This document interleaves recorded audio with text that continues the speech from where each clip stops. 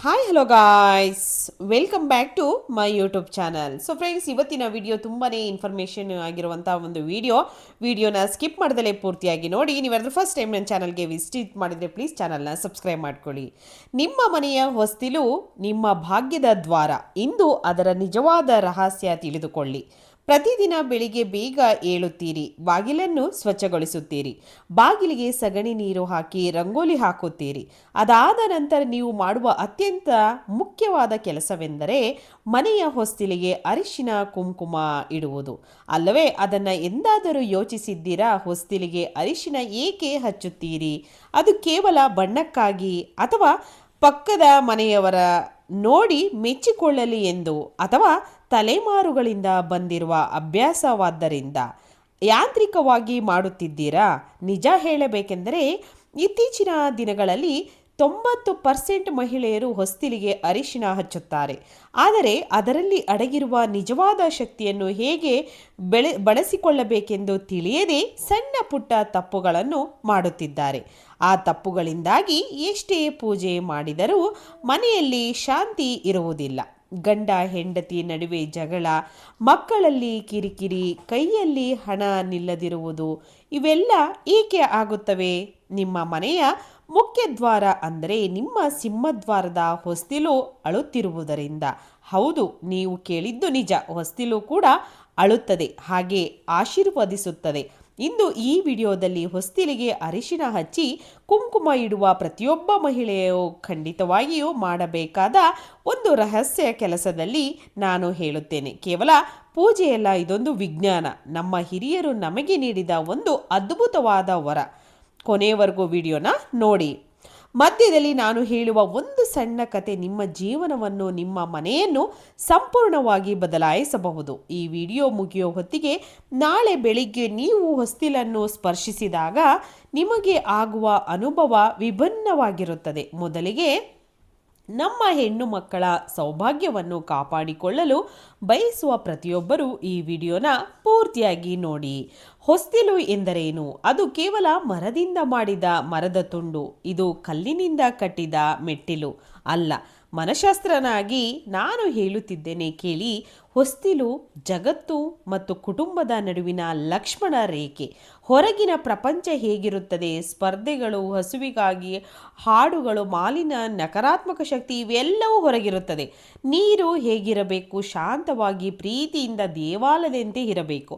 ಹಾಗಾದರೆ ಹೊರಗಿನ ಕಸವೆಲ್ಲ ನಿಮ್ಮ ಮನೆಗೆ ಬರದಂತೆ ತಡೆಯುವುದು ಯಾರು? ಅದೇ ನಿಮ್ಮ ಮನೆಯ ಹೊಸ್ತಿಲು.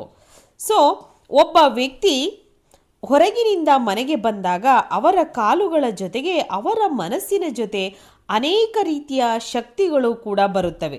ಒಬ್ಬರು ನಿಮ್ಮ ಮನೆಯನ್ನು ನೋಡಿ ಅಸೂಯೆ ಪಟ್ಟಿರಬಹುದು, ಮತ್ತೊಬ್ಬರು ನಿಮ್ಮ ಮೇಲೆ ಕೋಪದಿಂದ ಬಂದಿರಬಹುದು. ಆ ಕೆಟ್ಟ ದೃಷ್ಟಿಯನ್ನು ಅಲ್ಲೇ ಭಸ್ಮ ಮಾಡುವ ಶಕ್ತಿ ಅರಿಶಿನಕ್ಕೆ ಮಾತ್ರ ಇದೆ. ಅದಕ್ಕಾಗಿಯೇ ನಮ್ಮ ಹಿರಿಯರು ಹೇಳುತ್ತಾರೆ, ಹೊಸ್ತಿಲು ದಾಟಿದ ಹೆಣ್ಣು, ಹೊಸ್ತಿಲು ದಾಟಿದ ಮಾತು.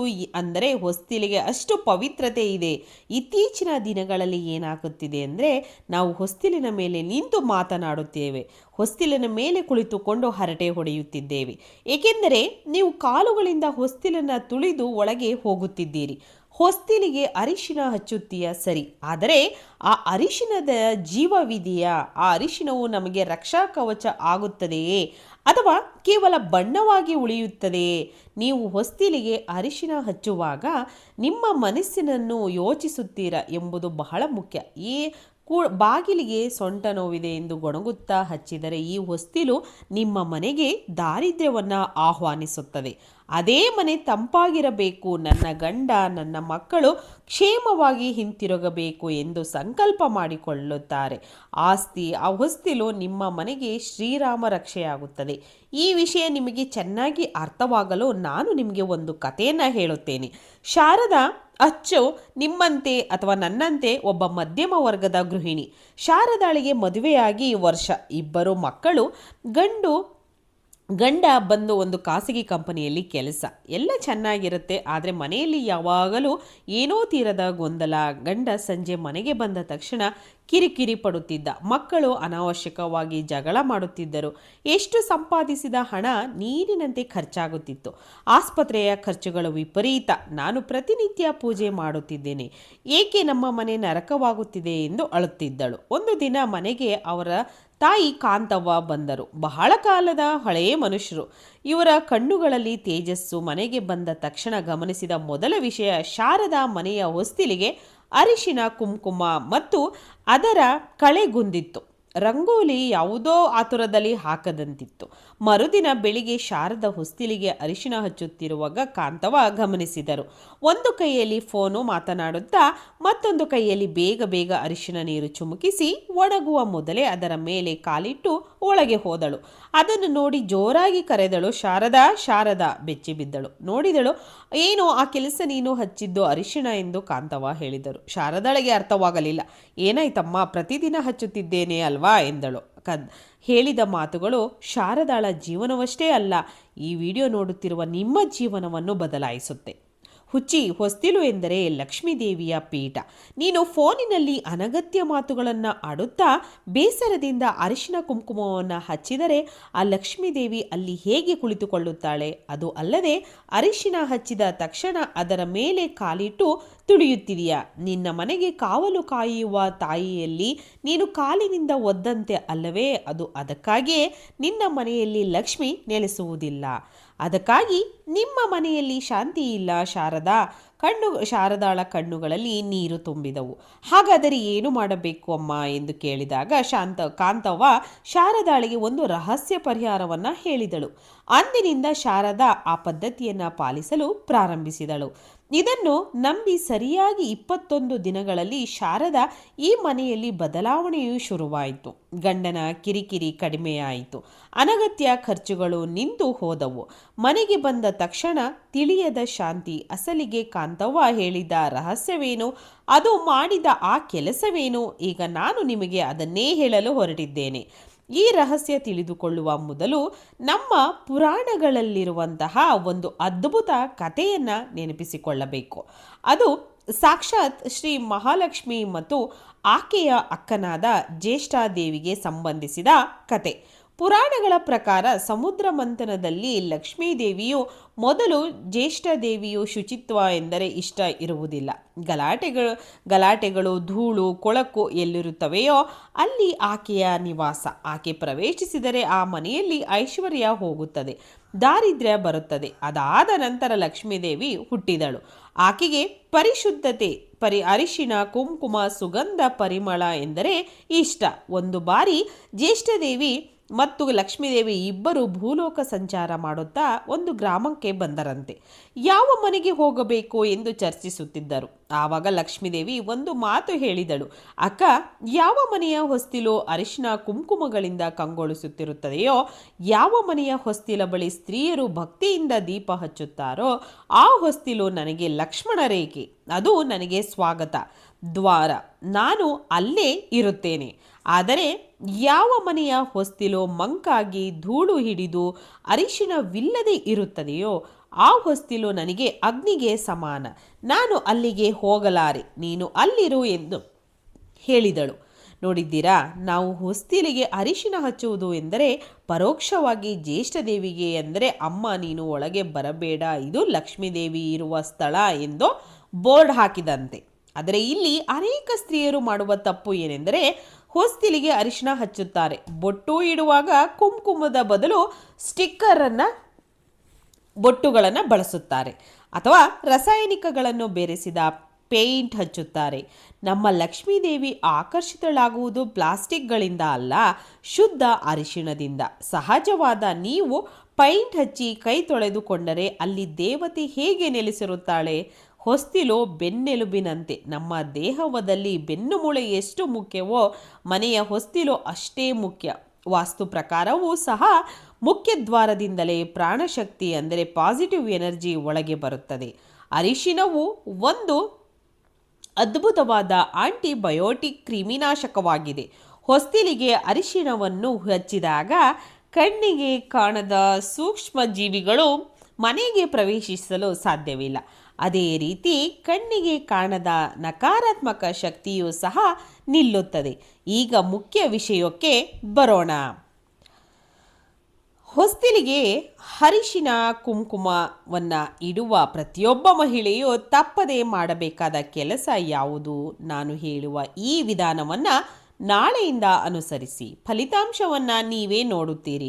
ಒಂದು ಮಿಶ್ರಣ ಮಾಡುವ ವಿಧಾನ. ಕೇವಲ ನೀರಿನಿಂದ ಅರಿಶಿಣವನ್ನು ಮಿಶ್ರಣ ಮಾಡಿ ಆ ನೀರಿಗೆ ಸ್ವಲ್ಪ ಹಸಿ ಹಾಲು ಮತ್ತು ರೋಸ್ ವಾಟರ್ ಅಂದರೆ ಪನ್ನೀರನ್ನು ಸೇರಿಸಿ. ಏಕೆ? ಹಾಲು ಲಕ್ಷ್ಮೀ ಕಟಾಕ್ಷವನ್ನು ನೀಡುತ್ತದೆ, ಆದ್ದರಿಂದ ಪನ್ನೀರು ಸುಗಂಧವನ್ನು ನೀಡುತ್ತದೆ. ಈ ಮಿಶ್ರಣದೊಂದಿಗೆ ಅರಿಶಿಣವನ್ನು ಬೆರೆಸಿ ಹೊಸ್ತಿಲಿಗೆ ಹಚ್ಚಿದರೆ ಆ ವಾಸನೆಗೆ ಅರ್ಧದಷ್ಟು ನಕಾರಾತ್ಮಕ ಶಕ್ತಿ ಓಡಿ ಹೋಗುತ್ತದೆ. ಹಾಗೆ ಡೈರೆಕ್ಷನ್ ಕೂಡ ಚೇಂಜ್ ಆಗುತ್ತದೆ. ಅರಿಶಿಣವನ್ನು ಯಾವಾಗಲೂ ಬಲದಿಂದ ಎಡಕ್ಕೆ ಬರೆಯಬೇಕು. ಇದು ಸಕಾರಾತ್ಮಕ ಶಕ್ತಿಯ ಅರಿವನ್ನು ಸೂಚಿಸುತ್ತದೆ. ಅಡ್ಡಾದಿಡ್ಡಿಯಾಗಿ ಬರೆಯಬಾರದು. ಆ ಸಮಯದಲ್ಲಿ ಹೇಳಬೇಕಾದ ಮಂತ್ರ: ನೀವು ಹೊಸ್ತಿಲಿಗೆ ಅರಿಶಿಣ ಹಚ್ಚುತ್ತಿರುವಷ್ಟು ಹೊತ್ತು ನಿಮ್ಮ ಮನಸ್ಸಿನಲ್ಲಿ ಅನಗತ್ಯ ಆಲೋಚನೆಗಳು ಬರಬಾರದು. ಈ ಚಿಕ್ಕ ಮಂತ್ರವನ್ನು ಮನಸ್ಸಿನಲ್ಲಿ ಹೇಳಿಕೊಳ್ಳಿ. ಓಂ ಶ್ರೀ ಮಹಾಲಕ್ಷ್ಮಿಯೇ ನಮಃ. ನನ್ನ ಮನೆ ಸುಭಿಕ್ಷವಾಗಿರಬೇಕು ಎಂದು ಮನಸ್ಸಿನಲ್ಲಿ ಹೇಳಿಕೊಂಡು ಅರಿಶಿಣವನ್ನು ಹಚ್ಚಬೇಕು.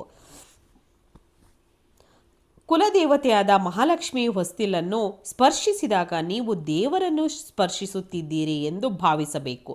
4 ಬೊಟ್ಟು ಇಡುವ ವಿಧಾನ: ಅರಿಶಿಣ ಹಚ್ಚಿದ ನಂತರ ಅಕ್ಕಿ ಹಿಟ್ಟಿನಿಂದ ಚಿಕ್ಕ ರಂಗೋಲಿ ಹಾಕಿ ಅದರ ಮೇಲೆ ಕುಂಕುಮ ಬೊಟ್ಟು ಇಡಿ. ಕುಂಕುಮ ಇಡುವಾಗ ನಿಮ್ಮ ಉಂಗುರ ಬೆರಳನ್ನು ಬಳಸಿ ಕುಂಕುಮ ಇಡುತ್ತಾ, ನನ್ನ ಪತಿಯ ಆಯುಷ್ಯ ಹೆಚ್ಚಾಗಬೇಕು, ನನ್ನ ಮನೆ ಧಾನ್ಯದಿಂದ ತುಂಬಬೇಕು ಎಂದು ಗಟ್ಟಿಯಾಗಿ ಸಂಕಲ್ಪ ಮಾಡಿಕೊಳ್ಳಿ. ಸ್ತ್ರೀಯ ಸಂಕಲ್ಪಕ್ಕೆ ತಿರುಗು ಅನ್ನೋದೇ ಇಲ್ಲ. 5 ಅತಿ ಮುಖ್ಯವಾದ ನಿಯಮ: ಅರಿಶಿಣ ಹಚ್ಚಿದ ನಂತರ ದಯವಿಟ್ಟು ಅದರ ಮೇಲೆ ತಕ್ಷಣ ಕಾಲಿಡಬೇಡಿ. ಮನೆಯವರಿಗೂ ಹೇಳಿ, ಹೊಸ್ತಿಲನ್ನು ತುಳಿಯುವುದು ಎಂದರೆ ಲಕ್ಷ್ಮಿಯನ್ನು ತುಳಿದಂತೆ.